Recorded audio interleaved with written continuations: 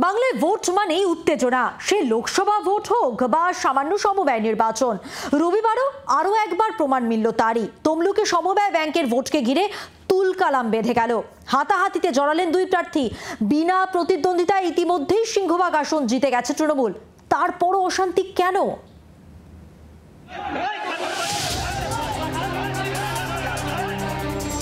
নিরাপত্তার বহর দেখলে মনে হবে বড় কোনো নির্বাচনের ভোট গ্রহণ চলছে।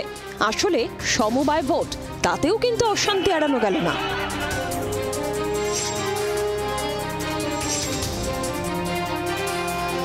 অধিকারীগড়ে সমবায় ব্যাংকের ভোটে ফের অশান্তি। রবিবার তমলুক টাউন ক্রেডিট সমবায় সোসাইটির ভোট চলাকালীন তুলকালাম বেঁধে যায়। শালগেছিয়া হাই স্কুলে নির্বাচন চলাকালীন তৃণমূল বিজেপি কর্মীদের মধ্যে বচসা শুরু হয়। একসময় হাতাহাতিতে জড়িয়ে পড়েন দুই যুযুধান দলের প্রার্থী। বিজেপির একজন যারা সমর্থিত প্রার্থী তারা বলছেন যে তৃণমূল কংগ্রেস সমর্থিত বেশ কয়েকজন প্রার্থী নির্বাচন বিধি লঙ্ঘন করে তারা ভোট কেন্দ্রের মধ্যে ঢুকে ভোট ক্যাম্পেইন করছেন এবং অস্থির পরিস্থিতি তৈরি করছেন। এই অভিযোগ নির্বাচন কমিশনকে জানাতে গেলে সেখানে উত্তেজনা পরিস্থিতি তৈরি হয়। তমলুক শহরের শাসক দলের নেতা, তিনি একটি পৌরসভার জনপ্রতিনিধি, তিনি প্রার্থী হয়েছেন, তিনি কোনো নিয়মকানুন মানছেন না, তিনি আইডেন্টি কার্ড নিয়েও তিনি ঢুকছেন না, তিনি অবারিত দ্বার।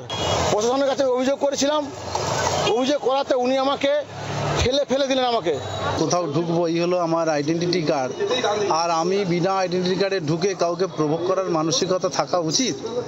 বুঝতেই পাচ্ছেন নির্বাচনের তো তারা জেতার কোনো জন্য তারা আসেনি, শুধু বাজার গরম করার জন্য এসেছেন।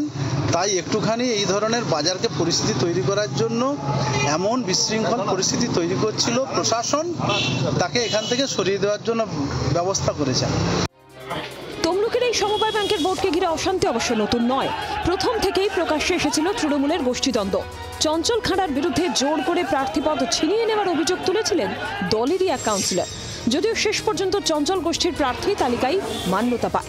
তমলুক টাউন ক্রেডিট সমবায় সোসাইটিতে মোট আসন সংখ্যা 58। এর মধ্যে আগেই 32টি আসনে বিনা প্রতিদ্বন্দ্বিতায় জিতে যায় তৃণমূল। বাকি 26টি আসনের জন্য লড়াই হয় রবিবার। তৃণমূল বিজেপি ছাড়াও প্রতিদ্বন্দ্বিতা করে নির্দল প্রার্থীরাও, যদিও এদিনও দাপট বজায় রাখে শাসক দল। তমলুক থেকে কিরণ মান্নার রিপোর্ট, জি24 ঘন্টা। বাংলার আওয়াজ, বাঙালির আবেগ, জি24 ঘন্টা।